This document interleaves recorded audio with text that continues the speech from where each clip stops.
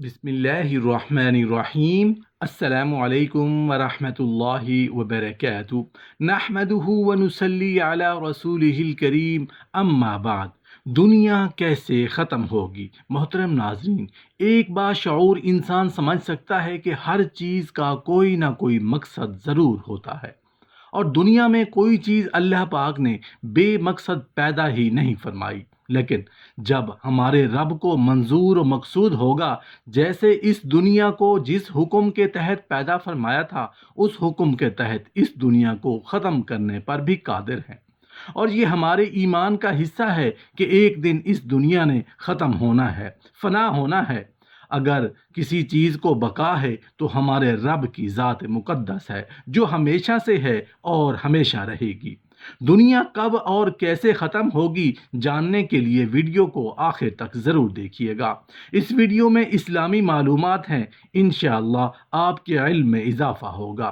حضرت ابو ہریرہ رضی اللہ عنہ سے روایت ہے کہ رسول اللہ صلی اللہ علیہ وآلہ وسلم نے ہمیں بیان فرمایا، جب اللہ تبارک و تعالی زمین و آسمان پر تخلیق فرما چکے تو سور پیدا فرما کر حضرت اسرافیل علیہ السلام کو دیا، جسے حضرت اسرافیل علیہ السلام نے اپنے منہ سے لگا رکھا ہے، اور وہ اپنی نگاہیں عرش پر جمائے اس انتظار میں ہیں کہ کب حکم ملے اور میں سور پھونکوں۔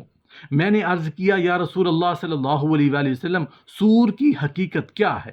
فرمایا، سور ایک سینگ ہے۔ میں نے عرض کیا، وہ سینگ کیسا سینگ ہے؟ فرمایا، وہ بہت بڑا سینگ ہے، اس کے سوراخ کی وسعت آسمانوں اور زمین کی چوڑائی کے برابر ہے۔ اس میں 3 مرتبہ پھونکا جائے گا۔ پہلی پھونک گھبراہٹ کے لیے ہوگا، دوسری مرتبہ موت کے لیے، اور تیسری مرتبہ اللہ تعالیٰ کے سامنے کھڑا ہونے کے لیے۔ اللہ تعالیٰ حضرت اسرافیل علیہ السلام کو پہلے نفخہ کا حکم دے کر فرمائیں گے کہ گھبراہٹ کا نفخہ پھونکو۔ اس نفخے سے سب آسمانوں اور زمین والے گھبرا جائیں گے، سوائے ان کے جنہیں اللہ تعالیٰ محفوظ رکھنا چاہیں گے۔ اللہ تعالیٰ حضرت اسرافیل علیہ السلام کو حکم دیں گے کہ اس نفخہ کو طویل کر دیں، چنانچہ وہ اسے طویل کر دیں گے اور کوئی وقفہ نہیں کریں گے۔ اسی کے متعلق اللہ تعالیٰ ارشاد فرماتے ہیں، اور راہ نہیں دیکھتے کہ یہ لوگ مگر یہ چنگھاڑ کی جو بیچ میں نہ دم لے گی، پس پہاڑ بادلوں کی طرح چلیں گے حتیٰ کہ سراب ہو جائیں گے، اور زمین اپنے رہنے والوں سمیت خوب ہلے گی، اور سمندر کے بھنور میں گھری کشتی کی مانند ہو جائے گی، جو موجوں کے تھپیڑوں کی زد میں ہو اور اپنے سواروں سمیت گھوم رہی ہو، یا پھر چھت سے لٹکی ہوئی کندیل کی مانند ہو جائے گی جو ہوا سے ہلتی رہتی ہو۔ جب زمین اپنی پشت پر موجود لوگوں سمیت گھومے گی تو دودھ پلانے والی عورتیں اپنے بچوں سے غافل ہو جائیں گی، اور حمل والیوں کے حمل گر جائیں گے، بچے بوڑھے ہو جائیں گے، شیاطین گھبراہٹ کے مارے بھاگتے پھریں گے، حتیٰ کہ جب زمین کے کونوں پر پہنچیں گے تو سامنے فرشتے کھڑے ہوں گے جو ان کے چہروں پر ماریں گے، جس کے سبب یہ دوبارہ پیچھے کو بھاگیں گے، اور لوگ بھی ایک دوسرے کو پکارتے ہوئے دوڑیں گے۔ لوگ اسی حالت میں ہوں گے کہ زمین پھٹ جائے گی اور اس کا ایک حصہ دوسرے میں دھنس جائے گا۔ لوگ اس امر عظیم کو دیکھیں گے، پھر لوگ آسمان کی طرف دیکھیں گے تو وہ تیل کی تل چھٹ کی طرح دکھائی دے گا۔ پھر آسمان پھٹ جائے گا اور اس کے ستارے جھڑ جائیں گے، اور اس کے چاند سورج بے نور ہو جائیں گے۔ رسول اللہ صلی اللہ علیہ وآلہ وسلم نے ارشاد فرمایا، اس دن مردے اس قسم کے حالات کو بالکل نہیں جانتے ہوں گے۔ میں نے عرض کیا، یا رسول اللہ صلی اللہ علیہ وآلہ وسلم، الامن شاء اللہ میں اللہ تعالیٰ نے کس کو مستثنا کیا ہے؟ آپ نے ارشاد فرمایا کہ اس سے مراد شہداء ہیں۔ یہ گھبراہٹ تو صرف ان لوگوں کو ہوگی جو اس وقت دنیا میں زندہ ہوں گے، جبکہ شہداء تو اللہ کے ہاں زندہ ہیں اور انہیں رزق دیا جاتا ہے۔ اللہ تعالیٰ انہیں اس دن کے شر سے محفوظ رکھیں گے۔ یہ ایک عذاب ہوگا جسے اللہ اپنی مخلوق کے شریر لوگوں پر مسلط کریں گے۔ اللہ تعالیٰ جب چاہیں گے لوگ اس عذاب میں مبتلا رہیں گے، اور پھر اللہ تعالیٰ حضرت اسرافیل علیہ السلام کو حکم دیں گے کہ وہ موت کا نفخہ پھونکیں گے، جس سے آسمانوں اور زمین والے سب مر جائیں گے، سوائے ان لوگوں کے جن کی موت اللہ تعالیٰ نہیں چاہیں گے۔ جب وہ مر چکیں گے تو ملک الموت اللہ تعالیٰ کے سامنے ہوں گے، حاضر ہوں گے، اور عرض کریں گے، یا اللہ، آسمانوں اور زمین والے سب مر گئے ہیں سوائے ان کے جنہیں آپ نے نہیں مارنا چاہا۔ اللہ تعالیٰ استفسار فرمائیں گے جبکہ انہیں بخوبی علم ہوگا کہ کون باقی بچا ہے۔ حضرت اسرافیل علیہ السلام عرض کریں گے یا اللہ آپ تو ہیں ہی باقی رہنے والے، آپ تو حی قیوم ہیں جسے کبھی موت نہیں آتی۔ اے اللہ عرش اٹھانے والے فرشتے باقی ہیں، جبرائیل باقی ہیں، میکائیل علیہ السلام باقی ہیں اور میں باقی ہوں۔ اللہ تعالیٰ فرمائیں گے جبرائیل علیہ السلام اور میکائیل علیہ السلام بھی مر جائیں تو وہ بھی مر جائیں گے۔ پھر ملک الموت اللہ تعالیٰ کی خدمت میں حاضر ہو کر عرض کریں گے جبرائیل علیہ السلام اور میکائیل علیہ السلام بھی مر چکے ہیں۔ اللہ تعالیٰ استفسار فرمائیں گے کون باقی ہے، حالانکہ وہ سب کچھ جانتے ہیں۔ ملک الموت عرض کریں گے اے اللہ آپ تو ہیں ہی باقی رہنے والے، عرش اٹھانے والے باقی ہیں اور میں باقی ہوں۔ اللہ تعالیٰ حکم فرمائیں گے عرش کو اٹھانے والے فرشتے بھی مر جائیں تو وہ بھی مر جائیں گے۔ پھر اللہ تعالیٰ عرش کو حکم دیں گے کہ اسرافیل علیہ السلام سے سور لے لو۔ پھر ملک الموت اللہ تعالیٰ کے سامنے حاضر ہو کر عرض کریں گے یا اللہ عرش اٹھانے والے بھی مر گئے۔ اللہ تعالیٰ پوچھیں گے جبکہ وہ خوب جانتے ہیں کہ اب کون باقی بچا ہے۔ ملک الموت عرض کریں گے آپ حی قیوم تو ہے ہی باقی رہنے والے جسے کبھی موت نہیں آ سکتی اور میں باقی ہوں۔ اللہ تعالیٰ فرمائیں گے کہ تو بھی میری مخلوق ہے، میں نے جب چاہا تجھے پیدا کیا، تو بھی مر جا۔ چنانچہ حضرت اسرافیل علیہ السلام بھی مر جائیں گے۔ جب اللہ وحدہ کے سوا کوئی بھی باقی نہیں رہے گا تو اللہ تعالیٰ آسمانوں اور زمین کو ایسے لپیٹ لیں گے جیسے لکھا ہوا کاغذ لپیٹ لیا جاتا ہے اور ارشاد فرمائیں گے میں جبار ہوں، کس کا راج ہے اس دن۔ سورہ مومن آج کس کی حکومت ہے؟ 3 مرتبہ یہی ارشاد فرمائیں گے۔ جب اس کا جواب کوئی نہیں دے گا تو خود ہی جواب ارشاد فرمائیں گے اللہ کا ہے جو اکیلا ہے، دباؤ والا، اللہ واحد قہار کی حکومت ہے۔ پھر اللہ تعالیٰ مخلوق کو ایک جھڑک دیں گے تو یہ سب بدلی ہوئی زمین پر اس طرح پھیل جائیں گے جس طرح پہلی زمین پر تھے۔ جو اس کے پیٹ میں ہوں گے وہ پیٹ میں اور جو اس کی پشت پر ہوں گے وہ پشت پر منتقل ہو جائیں گے۔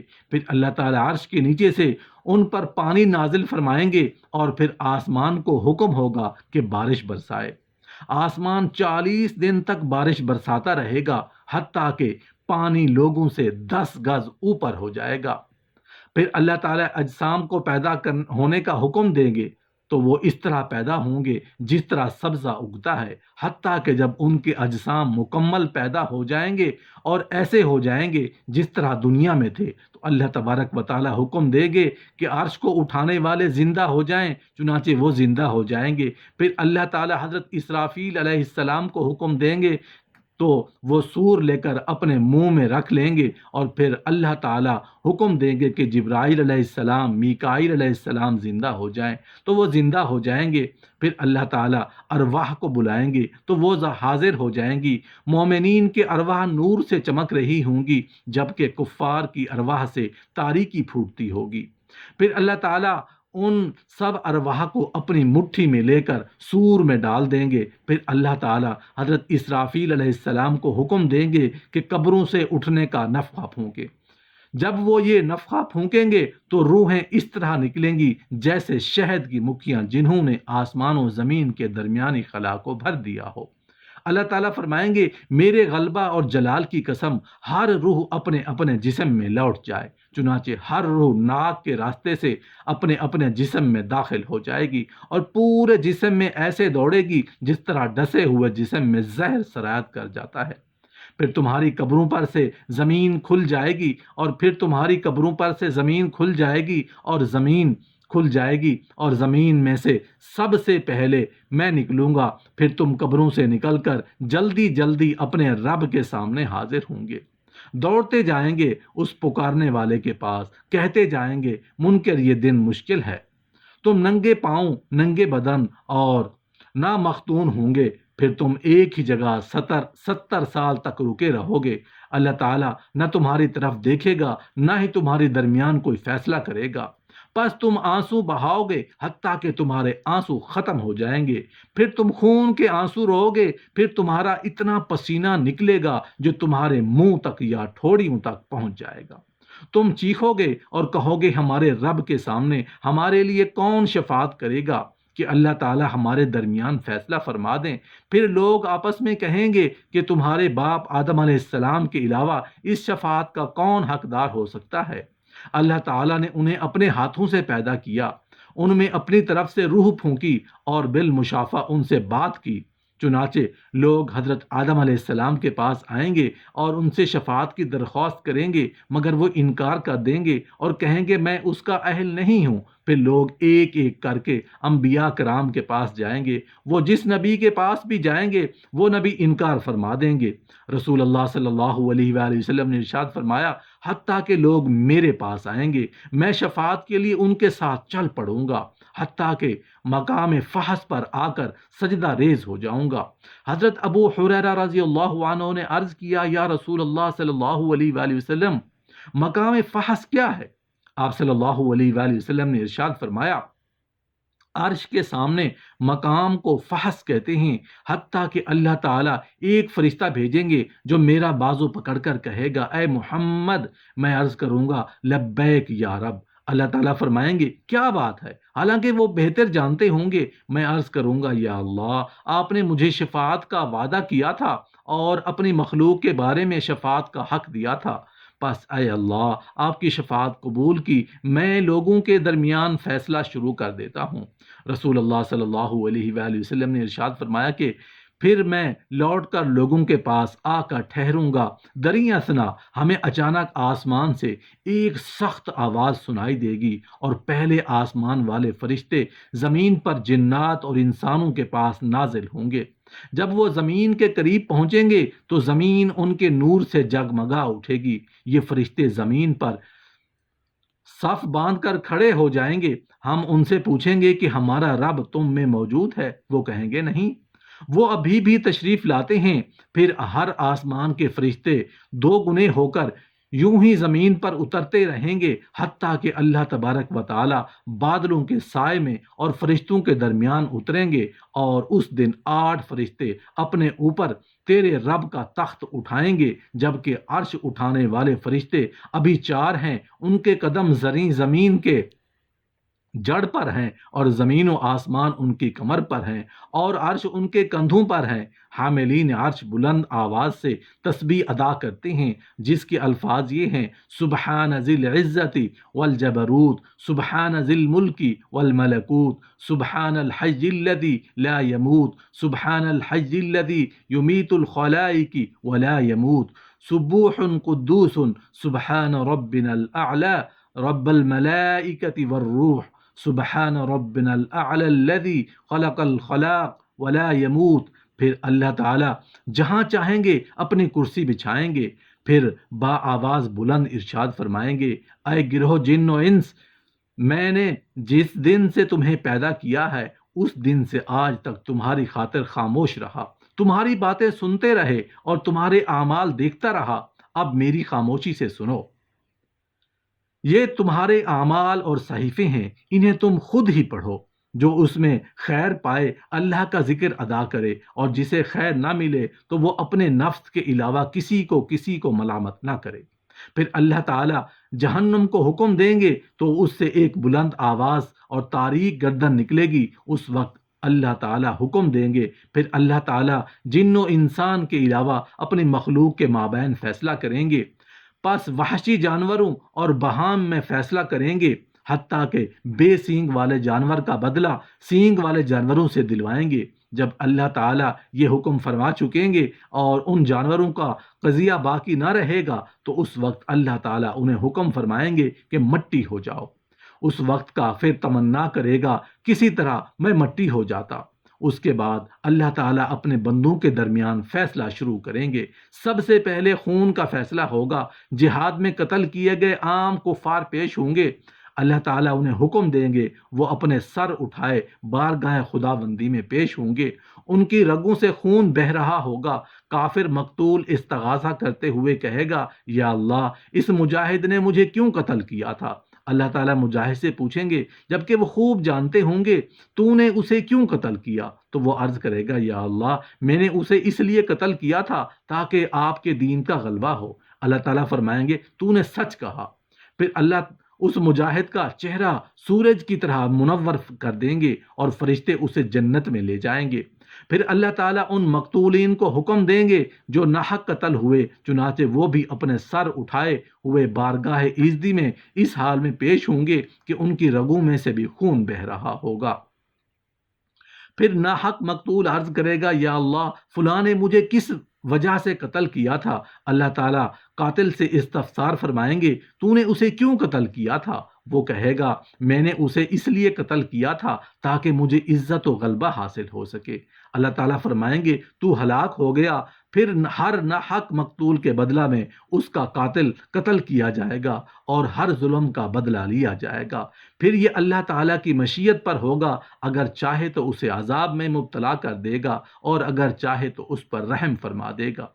پھر اللہ تعالیٰ اپنی باقی ماندہ مخلوق کے مابین فیصلہ کرے گا حتیٰ کہ کسی پر کسی کا کوئی ظلم باقی نہیں رہے گا۔ ہر ظالم سے مظلوم کا حساب لیا جائے گا اور دودھ میں پانی پلانے والے کو حکم دیا جائے گا کہ دودھ کو پانی سے الگ کر۔ پھر جب اللہ تعالیٰ یہ فرما چکیں گے تو ایک منادی ندا کرے گا جسے سب مخلوقات سنے گی۔ وہ کہے گا ہر قوم خدا کو چھوڑ کر جن معبودوں کی عبادت کرتی تھی ان کے ساتھ ہو جائے۔ چنانچہ ہر شخص اس کے سامنے اس کے معبود کی صورت بنا دی جائے گی جس کی وہ عبادت کیا کرتا تھا۔ ایک فرشتہ کی شکل حضرت عزیر جیسی اور ایک فرشتہ کی شکل حضرت عیسیٰ بن مریم علیہ السلام جیسی بنا دی جائے گی۔ چنانچہ یہودی اور عیسائی ان دونوں کے پیچھے چل پڑیں گے، پھر یہ معبود انہیں جہنم کی طرف لے جائیں گے۔ پھر جب کوئی نہیں بچے گا صرف مومن رہ جائیں گے، البتہ مومنین میں بھی کچھ منافق بھی ہوں گے۔ اللہ تعالیٰ ان کے سامنے جس حالت میں چاہیں گے ظہور کریں گے اور فرمائیں گے اے لوگو سب لوگ چلے گئے، تم ابھی اپنے خدا کے ساتھ جس کی تم عبادت کرتے تھے ہو جاؤ۔ وہ عرض کریں گے کہ خدا کی قسم اللہ کے سوا ہمارا کوئی معبود نہیں، ہم غیر اللہ کی عبادت نہیں کرتے تھے۔ پھر اللہ تعالیٰ اپنی پنڈلی مبارک پر پردہ ہٹا کر مومنین پر اپنی عظمت کی تجلی ڈالیں گے جس سے وہ پہچان لیں گے کہ وہی ان کا رب ہے۔ مومنین یہ دیکھ کر سجدہ ریز ہو جائیں گے جبکہ منافقین گدی کے بل جا گریں گے، کیونکہ اللہ تعالیٰ ان کی پشتوں کو بیل کے سینگ کی طرف سخت کر دیں گے۔ پھر اللہ تعالیٰ مومنین کو حکم دیں گے تو وہ اپنے سر اٹھائیں گے، پھر اللہ تعالیٰ جہنم کی پشت پر پل صراط بچھا دیں گے جو بال کی طرح باریک اور تلوار کی دھار کی طرح تیز ہوگی۔ اس پر لوہے کے نوکیلے اور سر مڑے ہوئے کنڈے اور سادان کے کانٹوں کے کانٹے ہوں گے۔ اس کے علاوہ ایک پھسلنے والا پل ہوگا جس پر سے بعض مومن پلک جھپکنے کے، بعض بجلی چمکنے کی، بعض ہوا گزرنے کے، بعض عمدہ گھوڑے کی اور بعض عمدہ سوار کی صورت سے گزر جائیں گے۔ کوئی سلامتی سے نجات پائے گا، کوئی زخمی ہو کر نجات پائے گا، کوئی زخمی ہو کر منہ کے بل جہنم میں گر جائے گا۔ جب جنتی جنت تک پہنچ جائیں گے تو کہیں گے ہمارے رب کے سامنے ہمارے لیے کون سی شفاعت کرے گا تاکہ ہم جنت میں داخل ہو جائیں گے۔ پھر کہیں گے اس شفاعت کا حقدار تمہارے باپ حضرت آدم علیہ السلام سے زیادہ کون ہو سکتا ہے، جسے اللہ نے اپنے ہاتھ سے پیدا فرمایا، اس میں اپنی طرف سے روح پھونکی، اس سے براہ راست گفتگی کی اور اپنے فرشتوں سے انہیں سجدہ کرایا۔ چنانچہ وہ لوگ حضرت آدم علیہ السلام کے پاس آئیں گے اور شفاعت کی درخواست کریں گے۔ حضرت آدم علیہ السلام کو اپنی لغزش یاد آ جائے گی، چنانچہ وہ کہیں گے میں اس کا اہل نہیں ہوں، تم شفاعت کے لیے حضرت نوح علیہ السلام کے پاس جاؤ، وہ اللہ سب سے پہلے رسول ہیں۔ چنانچہ وہ لوگ حضرت نوح علیہ السلام کے پاس آئیں گے، شفاعت کی درخواست کریں گے، انہیں بھی اپنی لغزش یاد آئے گی، چنانچہ وہ بھی کہیں گے میں اس کا اہل نہیں۔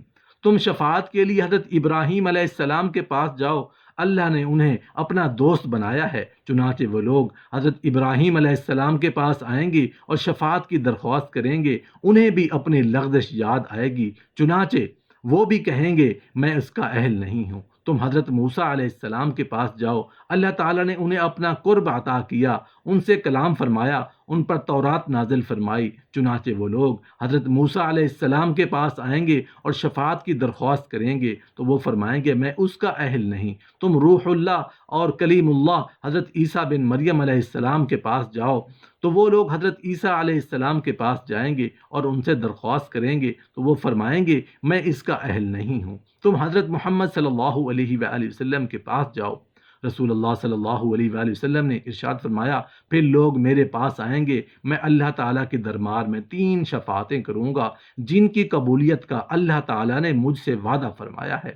میں جنت کے پاس آؤں گا، اس کے حلقہ دار کو پکڑوں گا اور پھر اسے کھلواؤں گا، چنانچہ میرے لیے جنت کا دروازہ کھول دیا جائے گا اور مجھے خوش آمدید اور مرحبا کہا جائے گا۔ جب میں جنت میں داخل ہوں گا اور اپنے رب عز و جل شانہ کو دیکھوں گا تو اس کے سامنے سجدہ ریز ہو جاؤں گا۔ اللہ تعالیٰ مجھے اپنی تعریف اور بزرگی بیان کرنے کی ایسی اجازت دیں گے جو اپنی مخلوق میں سے کسی کو نہیں دی ہوگی۔ پھر اللہ تعالیٰ فرمائیں گے یا محمد اپنا سر اٹھائیں، شفاعت کریں، آپ کی شفاعت قبول کی جائے گی، آپ سوال کریں آپ کو عطا کیا جائے گا۔ جب میں سر اٹھاؤں گا تو اللہ تعالیٰ استفسار فرمائیں گے آپ کیا چاہتے ہیں، حالانکہ اللہ تعالیٰ خوب جانتے ہیں۔ میں عرض کروں گا یا اللہ آپ نے مجھ سے شفاعت کا وعدہ فرمایا تھا، پس آپ جنتیوں کے حق میں میری شفاعت قبول فرمائیں تاکہ وہ جنت میں داخل ہو سکیں۔ اللہ تعالیٰ فرمائیں گے میں نے ان کے حق میں آپ کی شفاعت قبول کی اور ان کو جنت میں داخل ہونے کی اجازت دی۔ اس ذات کی قسم جس نے مجھے حق کے ساتھ بھیجا ہے، تم دنیا میں اپنی بیویوں اور گھروں کو اس سے زیادہ نہیں پہچانتے جس طرح جنت والے اپنی بیویوں اور گھروں کو پہچانتے ہیں۔ پس ہر آدمی 72 حوروں سے ہم بستری کرے گا جنہیں اللہ تعالیٰ اس جنتی کے لیے پیدا کریں گے، اور اولاد آدم علیہ السلام میں سے 2 عورتوں سے بھی ہم بستری کرے گا جنہیں عبادت خداوندی کی وجہ سے جنت کی عورتوں پر فضیلت حاصل ہوگی۔ ان میں سے پہلی سے یاقوت کے کمرے میں سونے کے تخت پر ہم بستری کرے گا جو موتیوں سے گھرا ہوگا۔ اس عورت نے ریشم کے 70 جوڑے پہنے ہوں گے۔ اگر جنتی اپنا ہاتھ اس کے دونوں کندھوں کے درمیان رکھ کر اپنے ہاتھ کی طرف دیکھے گا تو اسے اپنا ہاتھ اس کے سینے میں سے، اس کے کپڑوں اور جلد اور گوشت کے پیچھے سے بھی دکھائی دے گا۔ نیز جنتی اس کی پنڈلی کے گودے کو بھی دیکھ سکے گا جس طرح تم میں سے کوئی یاقوت کی نلکی میں دھاگے کو دیکھ سکتا ہے۔ اس کی بیوی کا جگر اس کے لیے آئینہ ہوگا، اس کا جگر بیوی کے لیے آئینہ ہوگا۔ جب وہ اپنی بیوی کے پاس ہوگا تو نہ وہ اس سے اکتائے اور نہ اس کی بیوی اس سے اکتائے گی۔ یہ جب بھی اس کے پاس آئے گا اسے کنواری پائے گا، ہر کا ذکر سستی کرے گا، نہ ہی بیوی کے فرض کی شکایت ہوگی۔ اس دوران انہیں ندا دی جائے گی کہ تم دونوں میں سے کوئی بھی سیر نہ ہوگا اور نہ منی نکلے گی۔ جنتی مرد سے کہا جائے گا تیرے لیے اور بھی بہت سی بیویاں ہیں۔ وہ ایک ایک کر کے سب کے پاس جائے گا، جس بیوی کے پاس بھی جائے گا وہ کہے گی واللہ میں نے نہ جنت میں کوئی تجھ سا حسین دیکھا، نہ کسی کو تجھ سے زیادہ محبوب بنایا، اور جہنم کے مستحق جہنم میں جائیں گے۔ اللہ تعالیٰ کی بہت سی مخلوق اپنے اعمال کی وجہ سے جہنم میں جائے گی۔ ان میں سے بعض کو جہنم کی آگ قدموں تک جلائے گی، بعض کو آدھی پنڈلیوں تک، بعض کو گھٹنوں تک، اور بعض کو کوکھ تک، اور بعض کو لوگوں کے چہروں کے سوا تمام جسم کو جلائے گی، کیونکہ اللہ تعالیٰ نے چہرے پر آگ کو حرام کر دیا ہے۔ آپ صلی اللہ علیہ وآلہ وسلم نے فرمایا کہ پھر میں اپنی امت کے ان لوگوں کے بارے میں شفاعت کروں گا جو جہنم میں چلے جائیں گے۔ اللہ تعالیٰ فرمائیں گے جنہیں آپ جانتے ہیں انہیں جہنم سے نکال لیں، تو انہیں نکال لیا جائے گا حتیٰ کہ ان میں سے کوئی بھی جہنم میں باقی نہیں رہے گا۔ پھر اللہ تعالیٰ شفاعت کی اجازت دیں گے تو ہر نبی اور شہید شفاعت کرے گا۔ اللہ تعالیٰ فرمائیں گے ان لوگوں کو جہنم سے نکال لو جن کے دل میں 1 دینار کے برابر بھی ایمان ہے، لہٰذا انہیں جہنم سے نکال دیا جائے گا حتیٰ کہ ان میں سے کوئی بھی جہنم میں باقی نہیں رہے گا۔ پھر شفاعت کی جائے گی۔ اللہ تعالیٰ فرمائیں گے جن کے دل میں 2/3 دینار کے برابر، آدھے دینار کے برابر، 1/3 دینار کے برابر اور 1/4 دینار کے برابر بھی ایمان ہے، انہیں بھی جہنم سے نکال لو۔ پھر اللہ تبارک و تعالیٰ فرمائیں گے جن کے دل بھی 1 قرات کے برابر بھی ایمان ہے، انہیں بھی جہنم سے نکال لو۔